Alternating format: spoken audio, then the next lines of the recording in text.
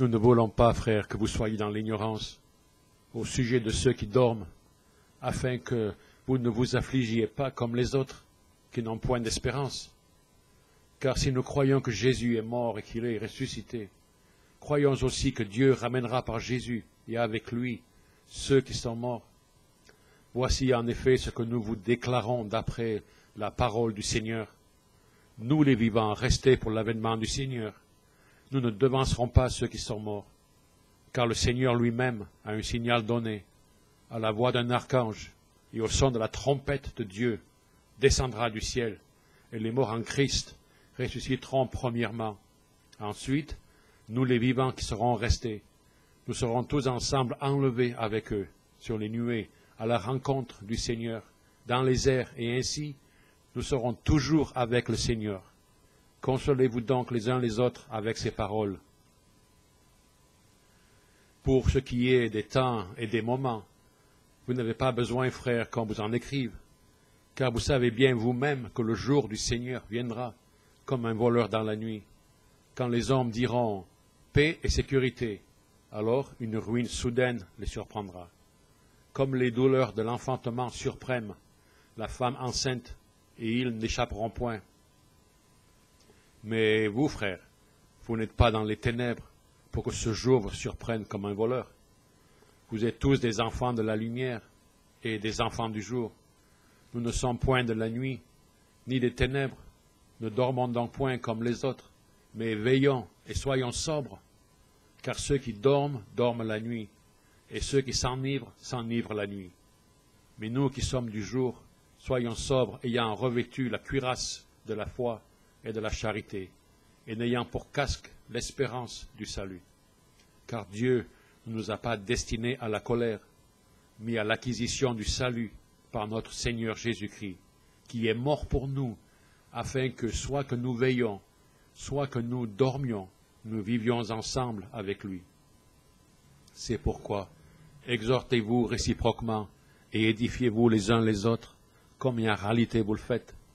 Nous vous prions, frères, d'avoir de la considération pour ceux qui travaillent parmi vous, qui vous dirigent dans le Seigneur et qui vous exhortent.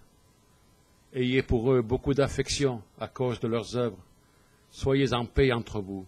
Nous vous prions aussi, frères, avertissez ceux qui vivent dans le désordre. Consolez ceux qui sont abattus. Supportez les faibles. Usez de patience envers tous. Prenez garde que personne ne rende à autrui le mal pour le mal, mais poursuivez toujours le bien entre vous, soit envers tous. Soyez toujours joyeux, priez sans cesse, rendez grâce en toutes choses, car c'est à votre égard la volonté de Dieu en Jésus-Christ.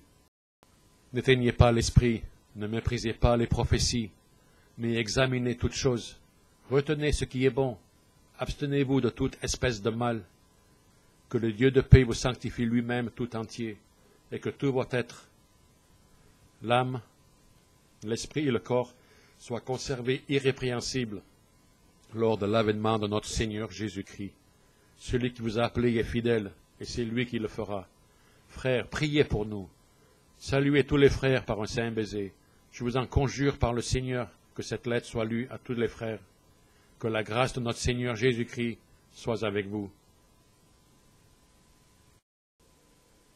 Si vous voulez recevoir le don de Dieu pour vous aujourd'hui, dites après moi de tout votre cœur et à voix haute.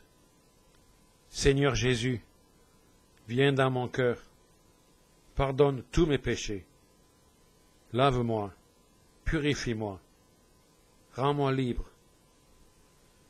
Jésus, merci pour mourir pour moi. Je crois que tu es ressuscité des morts et que tu reviendras pour moi. Remplis-moi du Saint-Esprit. Donne-moi une passion pour les perdus, une faim pour les choses de Dieu, et une sainte hardiesse pour prêcher l'évangile de Jésus-Christ. Je suis sauvé. Je suis né de nouveau. Je suis pardonné et je suis sur la voie de l'éternité parce que j'ai Jésus dans mon cœur. Amen.